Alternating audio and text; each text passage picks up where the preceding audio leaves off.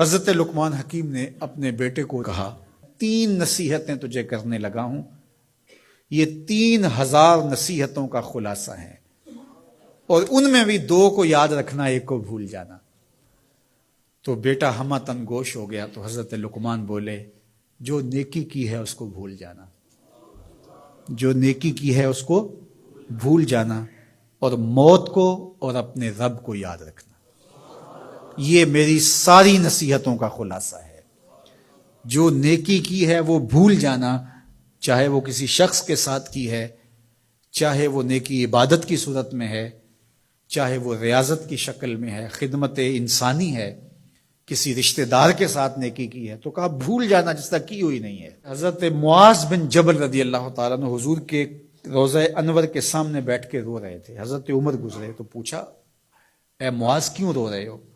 کہا صاحب مزار کا ایک فرمان یاد آیا جس نے رلا دیا۔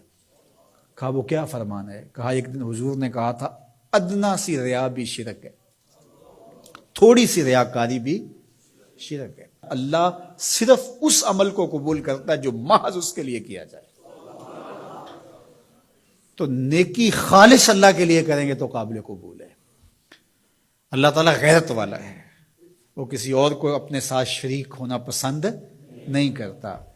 تو جب بھی نیکی کرو، یہ سلس دین ہے، انما الاعمال بالنیات۔ اس حدیث کو علماء نے کہا ہے 3 حصہ دین کا اس میں ہے کہ اعمال کا دار و مدار نیتوں پہ ہے۔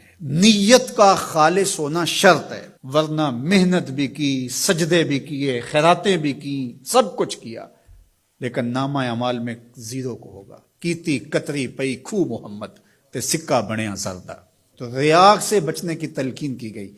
حضرت لقمان حکیم نے کہا جو نیکی کی ہے اس کو بھلا دینا، اللہ کو اور اپنی آخرت کو کبھی فراموش نہ کرنا۔ جب آخرت مستحضر رہتی ہے، ہر وقت بندہ خیال میں رہتا ہے کہ میں اللہ کے حضور پیش ہونا ہے، ایک میدان لگنا ہے، وہاں ترازو گڑے گا، اعمال تولے جائیں گے، تو خود بخود اپنا محاسبہ کرتا رہتا ہے۔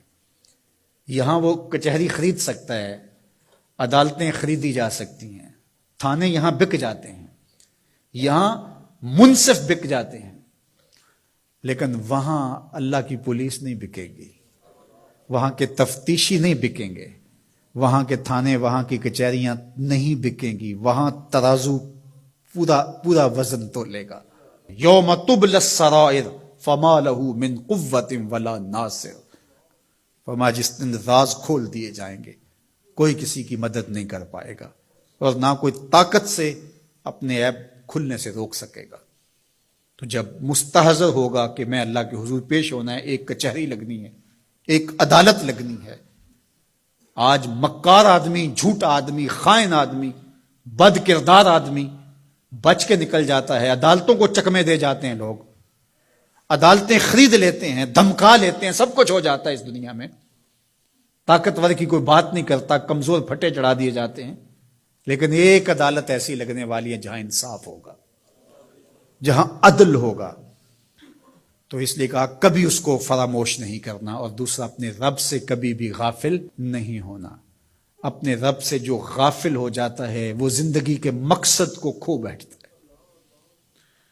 اور اسی کو رومی کہتے ہیں دنیا ہے یہ چیز، دنیا از خدا غافل بدن۔ دنیا کیا ہے؟ کہا سونے چاندی ہیرے جواہرات کا نام دنیا نہیں ہے، خدا سے غافل ہو جانے کا نام دنیا ہے۔ تو اس لیے اللہ کے ذکر سے، اس کی یاد سے، اس سے کبھی بھی غافل نہیں ہونا چاہیے۔ اور اگر کوئی اس سے غافل ہو گیا تو سن لو وَلَا تَكُونُوا كَالَّذِينَ نَسُوا اللَّهَ فَأَنسَاهُمْ أَنفُسَهُمْ أُولَٰئِكَ هُمُ الْفَاسِقُونَ۔ کہا ان لوگوں کی طرح نہ ہو جانا جو خدا سے غافل ہو گئے۔ تو جب وہ خدا سے غافل ہو گئے، اللہ نے انہیں ان کی ذاتوں سے بے خبر کر دیا۔ کسی نے کہا اقبال سے کہ تو نے خود ہی کا سبق کہاں سے لیا تھا؟ کہا قرآن کی اس آیت سے لیا تھا۔ اور یہ بات ذہن میں بٹھا لیں، اپنے لیے بھی اور اپنی اولادوں کی طبع میں راسخ کریں جیسے بھی ہو سکے، کہ ایک چیز کو بھول جانا ہے، جو نیکی ہو گئی بھول گئے، اور اللہ کو بھی یاد رکھنا ہے اور آخرت کو بھی یاد رکھنا ہے۔ یہ چیز یاد رہ گئی تو سمجھ جاؤ خیر ہے، اور اگر یہ 2 چیزیں بھول گئی اور جو بھولنے کی چیز ہے وہ یاد رہی تو سمجھو ہم نے اپنا سب کچھ لٹا دیا۔